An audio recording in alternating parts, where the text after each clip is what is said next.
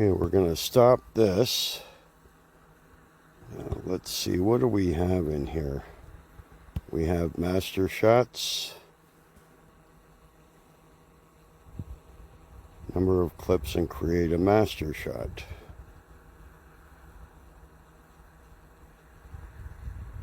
Okay, so let's see.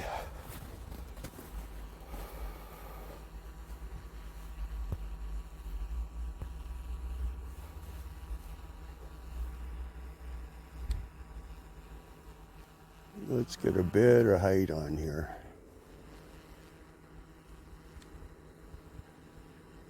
Oh, maybe she needs to be a little bit lower.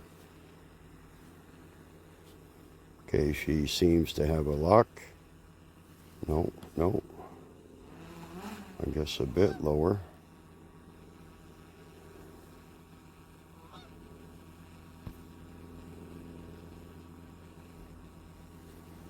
Okay, looks like she has. Okay, this is the first time we're doing a master shot. And we wanted to be out in the field because I'm really not sure.